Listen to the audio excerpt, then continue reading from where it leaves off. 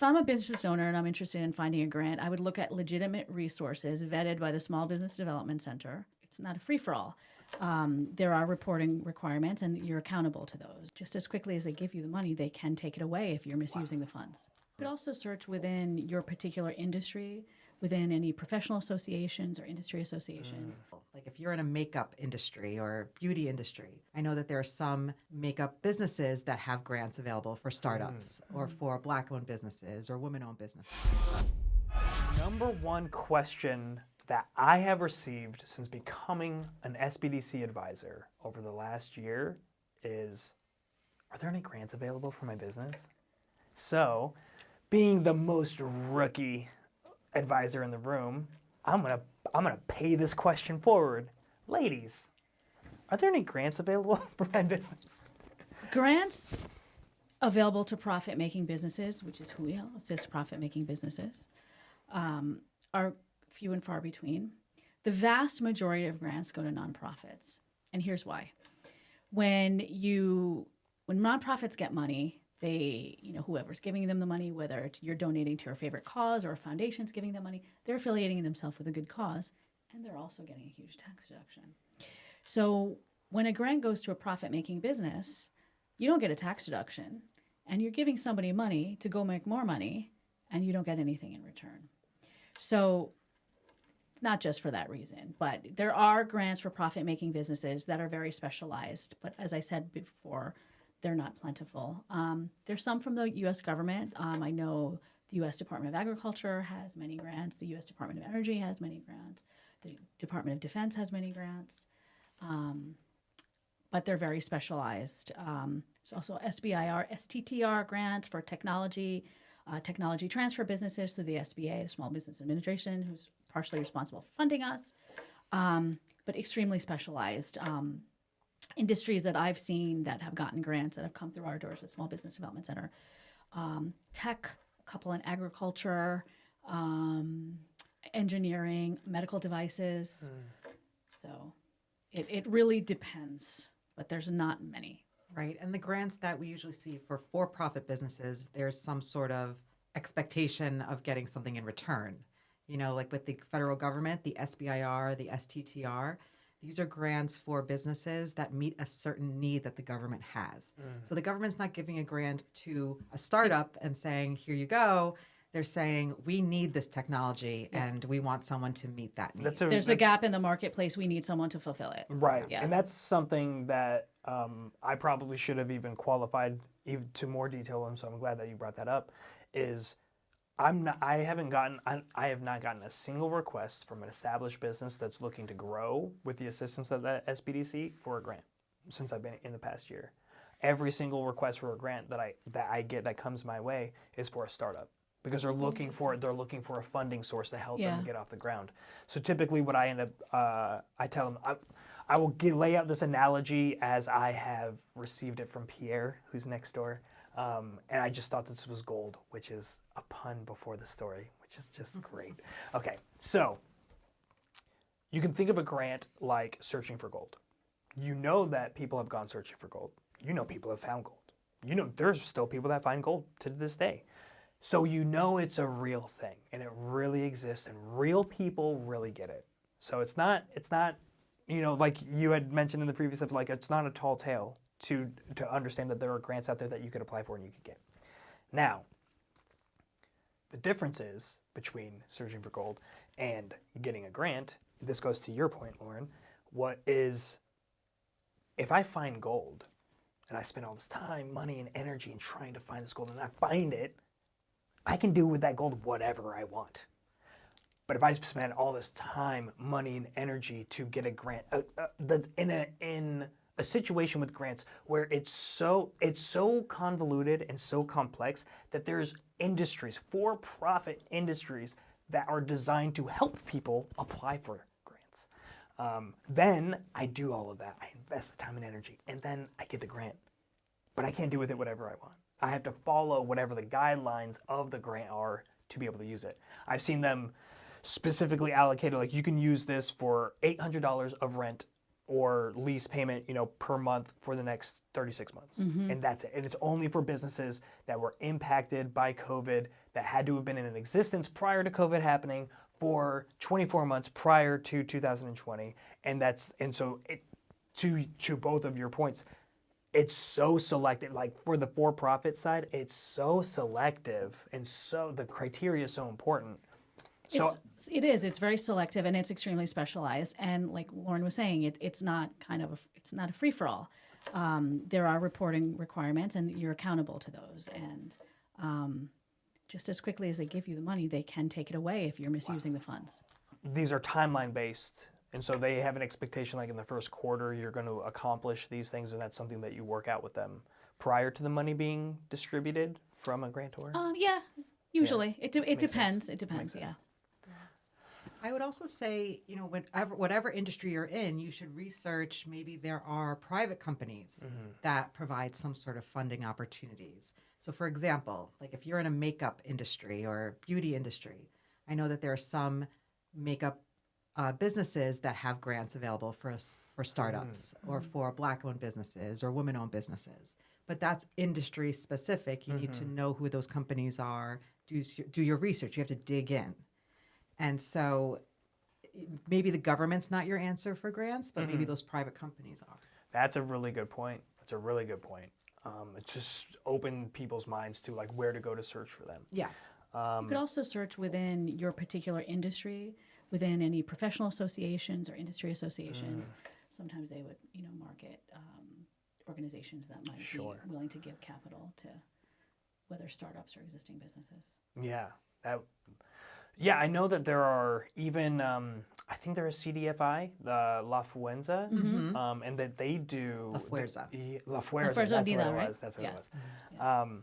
And they do, I don't know if they even call it a grant, but it's essentially a grant that they'll give you. I forget the dollar amount on it too. Sarah, if you wouldn't mind, after the video, just looking into what the dollar, I want to say it's like 25,000 top max, like that you could ever get. But I know that I have a client that won an amount of money through going through like a pitch competition inside of their organization, and I think she got second place, and they provided services to her for like the next year about business consulting and advising and helping her like develop a marketing plan and all of these things, and also the money. And so that's powerful too. I think the moral of the story is there may be grants available for you, but you really have to look and see if you are eligible, if you're willing to do all the reporting requirements, all of the things. There's not someone saying, here's a grant for you. Right. It's you having to go out and research and seeing if there's a fit for your business. Okay. So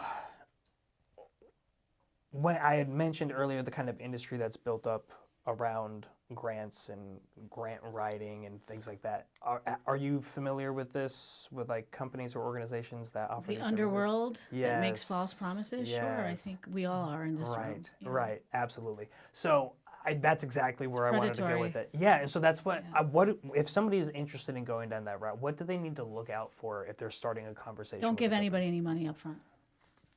So what you're saying is to make the condition of payment, make it conditioned on the outcomes. So if you don't get the grant, then they don't get the money. Just don't give them any money. Because the prospect research that Lauren was talking about, when you're prospecting and doing research, none of these organizations, whether it's a private organization or a government agency, nobody's going to ask you for money up front when you're applying for one of these things. So this sort of underworld that we're talking about of entities that prey on people who are hoping to get grants, they're going to ask for money and they're going to say, we did the prospect research, but sorry, we didn't find anything. That's no good. Yeah. No, I would say, like, if you find a grant that you're interested in, but maybe you're intimidated about writing it or you're not sure where to start, definitely go to your SBDC, and we may have resources for you. Right. We can review whatever you write for that grant. We have grant writers that we know of that are legitimate, that could help. But most likely, you can do this on your own. You know your business. You know where to look, and you know what to write about your business. You know how to sell your business and what you can offer. So it usually can be done with a business advisor. Definitely. It sounds very much akin to what we talk to clients about when it comes to business plans. Because I've seen a lot of that underworld of business plan builders, and the people will come in with a 36-page business plan, and it has no local data about demographics Yep. and the business that It's they're like in. fill in. Yes, Yeah. yes. And so I see this very similar, very correlated, in the sense that you're not no one's going to know your business as well as you do, and no one should. And so you need to be that Agreed. kind of invested into your own business and to doing the research. And one of the benefits of working with us in New York State, sorry, all the other states, is that we have in our SBDCs, we have a research network. We have a team of people that are dedicated to doing research on behalf of the clients that we can put our requests up Shout to. out Jose and team. Oh my gosh, incredible. love them. I send them love so much. And they deserve it because do. they are doing some of that grueling work that a lot of people are intimidated to even start going out there and researching. And then when you start to show them the results and like, oh, they got this from Data Axle. What's Data Axle? And then the client can actually look into it, and then you can get excited like, oh, I'm getting relevant information that's actually going to impact the business. So I think that can help in this process as well when you're thinking about trying to understand, what industries are best served by your business and to get a better idea of that. When it comes to, seeing there it went. I literally watched it fly out. This happens more frequently than you'd imagine. Grants. Where to look? Shit. Yeah, let's do that. Okay. So I like it. It seems like a relevant place to go. So Lauren, if a business is interested in trying to see what is out there, and maybe where would they start? A good place to start is grants.gov. That's the federal portal for all grants. And you can see if there's a match. You could put in a keyword of your business, like a Google search, and see if there's anything that comes up. There is a site for New York, Grants Gateway. So every state should have some sort of grants portal where you can look as well. And then, like I said before, researching your industry, seeing who the bigger companies are, and if they have programs as well. Got it. There's also an entity, it's mostly geared toward nonprofits. It was formerly called the Foundation Center. It's now called Candid.org, and you can look for grants on there as well. Again, mostly geared toward nonprofits, but you might find some gold in there as a profit-making business, so it can't hurt to look. Yeah. Yeah, and so one of the things that I say, and I'm curious for your ladies' opinions on this, is for especially somebody that's in a startup situation, or even if you're an established business, if you're looking for an increase of capital in your business, and you basically there are certain ways to do it, right? You can go to a financial institution, you can ask for a loan, but and so people don't want to have to pay it back, so that's why they want the grants, right? Just be completely straightforward. That's why grants are so appealing, because you don't have to pay it back. The thing that I tell them is that the amount of time and energy that you have to put into finding the grant, going to grants.gov, going to candid.org, to going to these sites and then spending the time to put in your search criteria, and then realizing that search criteria didn't actually work to pull up grants that are relevant for you, and you continue to work and go down this rabbit hole, then you find them, and then you have to validate like your business is actually eligible for it. All of this time and energy that you're investing into this is time and energy that you could be investing into your business and increasing your revenue. Yep. So rather than looking at how can I get that free grant money, like how can I reach more customers? How can I serve more people? And how can I grow my business that way? And then there's, who I owe my fealty to instead of the grantor are my customers, my clients. And then you're establishing a better relationship with them, or theoretically, hopefully. Yeah. Right. So I don't know if you see any flaws in that type of argument or logic, or. No, absolutely. I think I that's a agree, very good strategy to think about. Like, instead of spending all the time and energy looking for that pot of gold that may or may not exist, maybe even being a little bit more creative.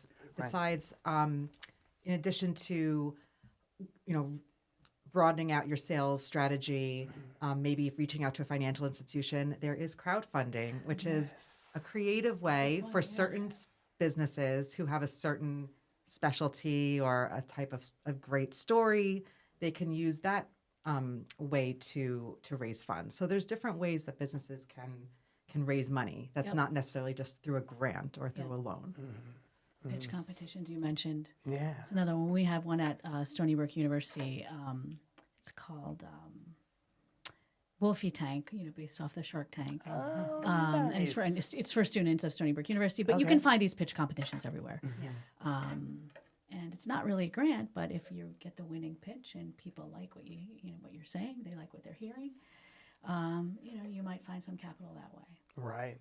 Yeah, that's great. And we have another amazing SBDC advisor that's coming from PACE to come and talk about crowdfunding. And you know when he's coming? In 2 days. Oh, nice. Yes. Look at these connections. Joe or Ro? Yeah, Joe. Joe, nice.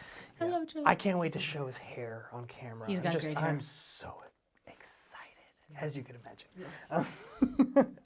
Okay, if I'm a business owner who's interested in finding a grant, the first thing I would do is... If I'm a business owner and I'm interested in finding a grant, I would look at legitimate resources vetted by the Small Business Development Center, and that's what I would do.